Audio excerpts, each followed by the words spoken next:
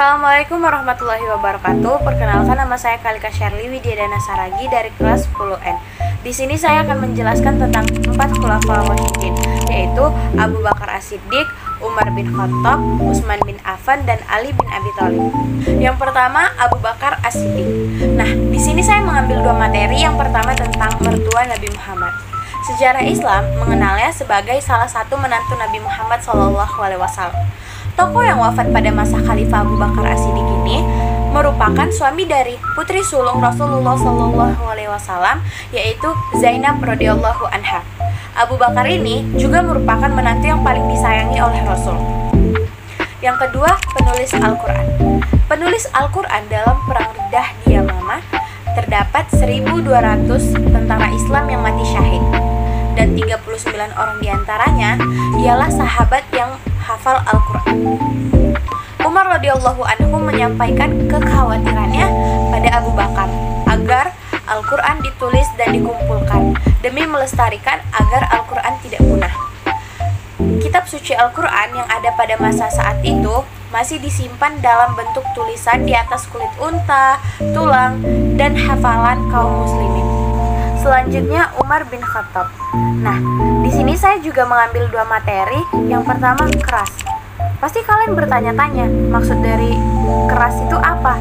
Nah, Umar merupakan sosok yang memiliki watak yang keras, tubuh yang tegap, kuat, dan memiliki sorot mata yang tajam. Banyak yang segan dan takut kepada Umar.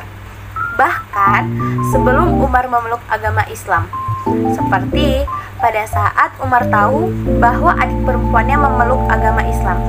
Nah, di situ Umar langsung menghampiri adiknya, dan saat dia masuk ke kamar adiknya, Umar terkejut mendapati adiknya sedang membaca Al-Quran. Nah, di situ pun amarah Umar memuncak sehingga ia memukul hingga adiknya terjatuh dan berdarah. Nah, di kalangan jin dan setan juga takut apabila bertemu dengan Umar. Materi yang kedua, dibunuh 644 Masehi. Firos atau virus yang nama keluarganya Abu Lu'lu'i atau Abu Lu'lu'ah adalah seorang budak Persia yang telah membunuh Umar. Menurut berbagai sumber, motifnya adalah balas dendam atas ditaklukannya Persia oleh pasukan Muslim. Namun, ada juga yang mengatakan bahwa pembunuhan Umar dilantari persoalan pajak. Pada suatu ketika, Umar mengimami sholat subuh di salah satu masjid. Nah, saat takbir pertama, tiba-tiba virus datang dari belakang sambil membawa belati dan menusuk Umar menggunakan belati. Tusukan itu sampai mengenai Umar sampai 6 kali tusukan. Nah, salah satu tusukannya itu mengenai panggul Umar dan mengakibatkan Umar wafat. Utsman bin Affan. Maksud dari Utsman bin Affan mengutamakan keluarga ialah Utsman terlalu mengutamakan keluarganya dari Bani Umayyah. Misalnya, dia mengangkat beberapa orang dari Bani Umayyah menjadi gubernur di beberapa wilayah. Sifat Umar yang lemah lembut ini seringkali dimanfaatkan oleh kaum Bani Umayyah untuk mengambil keuntungan. Pasukan bergajah. Nah, Utsman bin Affan lahir pada 576 Masehi atau sekitar 6 tahun setelah penyerangan Ka'bah oleh pasukan bergajah. Yang terakhir, Ali bin Abi Thalib.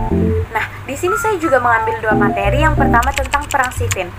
Perang Siffin terjadi antara Ali bin Abi Thalib dan Muawiyah bin Abi Sufyan. Terjadi pada 657 Masehi. Perang Siffin terjadi karena Muawiyah I menolak membaiat Ali yang gagal menemukan pembunuh Utsman. Untuk menghindari pertumpahan darah, Ali mengirimkan Jarir sebagai utusannya ke Suriah. Yang kedua, Perang Nahrawan. Pertempuran antara Ali melawan kelompok Khawarij pada Juli 658 Masehi atau Safar 38 Hijriah. Pada perang ini, kelompok Khawarij kalah dan 10 orang Khawarij berhasil lolos dari medan perang. Salah satunya Ibnu Muljam yang nantinya menjadi pembunuh Ali. Sekian dari penjelasan saya, mohon maaf apabila banyak kekurangan. Wabillahi taufiq wal hidayah. Assalamualaikum warahmatullahi wabarakatuh.